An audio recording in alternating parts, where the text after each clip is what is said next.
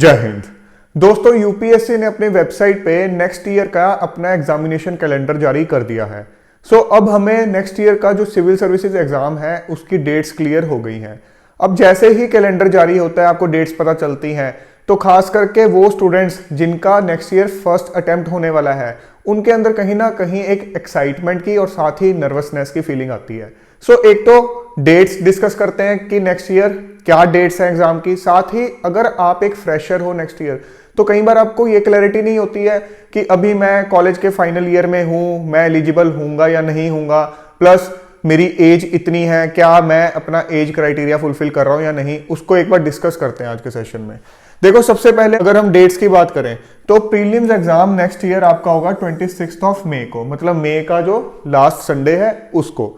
और अगर हम मेंस की बात करें तो मेंस होगा आपका 20 सितंबर ऑनवर्ड्स और 5 दिन के लिए, जो कि अभी पैटर्न चल रहा है। तो यहां से हम एक कंक्लूजन ये निकाल सकते हैं कि एज ऑफ नाउ जो कई बार र्यूमर्स आते हैं कि मेंस के अंदर शायद ऑप्शनल हट जाएगा या पैटर्न चेंज हो जाएगा, एज ऑफ नाउ नहीं लग रहा है कि कोई इस तरह की चीज होने वाली है। बट एनी हाउ अगर कुछ होगा भी तो यूपीएससी आपको इन एडवांस इंटीमेट करेगा। जब तक कुछ यूपीएससी की तरफ से नहीं निकल के आता है, तब तक आप ये मान के चल सकते हो कि पैटर्न एज इट इज रहेगा। अब थोड़ा सा हम बात कर लेते हैं कि जो बच्चे next year first time appear होंगे, या जैसे कुछ बच्चे जो हैं वो कॉलेज के फाइनल ईयर में होंगे, तो नेक्स्ट ईयर आप में से कौन कौन सा स्टूडेंट है वो एलिजिबल होगा।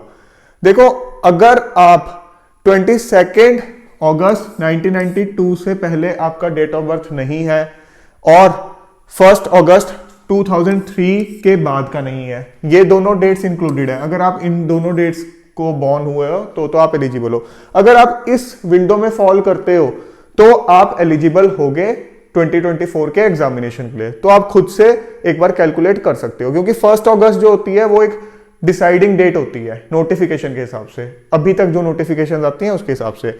अब दूसरा क्वेश्चन आपके माइंड में ये आ सकता है कि मैं तो नेक्स्ट ईयर अपने फाइनल एग्जाम्स दे रहा हूँ मई के मंथ में, जून के मंथ में, तो क्या मैं एलिजिबल हूं? क्योंकि आपको पता है यूपीएससी के लिए आपको ग्रेजुएशन तो चाहिए।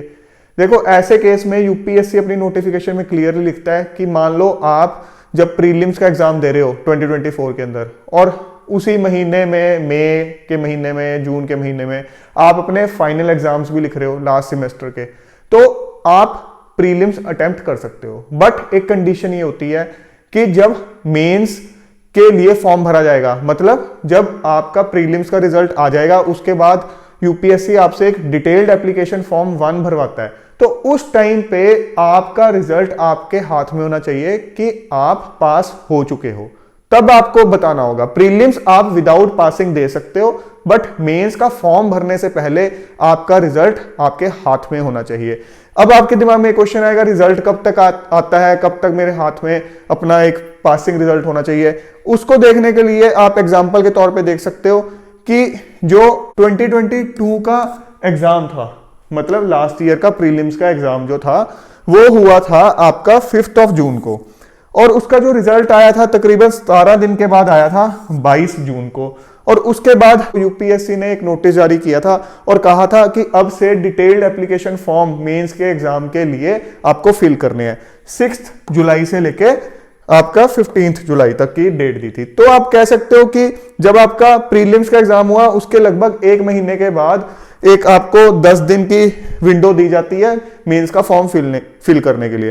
तो इस हिसाब से प्रीलिम्स का एग्जाम जब आपका 26 मई को है, तो आप ये मान सकते हो कि हद जून एंड तक आपके हाथ में आपका पासिंग रिजल्ट होना चाहिए, चाहे आप इंजीनियरिंग कर रहे हो, चाहे बीकॉम कर रहे हो, बीए कर रहे हो, कुछ भी कर रहे हो। तो इस हिसाब से आपको अपना असेस करना कि whether you are eligible for next year examination और नॉट। आई होप जो एक मोटी एक आपको एलिजिबिलिटी क्राइटेरिया होता है वो अब क्लियर है। हाँ, ये जो डेट ऑफ बर्थ की हमने बात की थी, ये हमने बात की थी जनरल के स्टूडेंट्स के लिए। अगर आप एससी या एसटी कैटेगरी को बिलोंग करते हो तो आपको एज रिलैक्सेशन 5 ईयर्स का मिलेगा।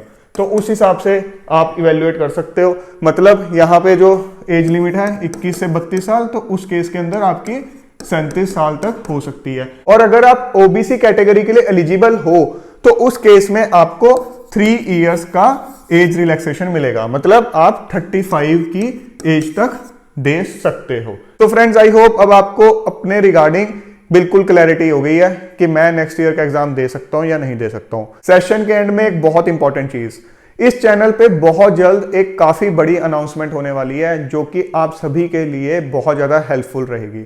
सो सेशंस देखते रहिए, आपके लिए एक सरप्राइज वेट कर रहा है। सो दोस्तों, जल्द मिलेंगे एक और नए और इंपॉर्टेंट सेशन के साथ। Till then keep grinding yourself and stay fit and healthy. जय हिंद।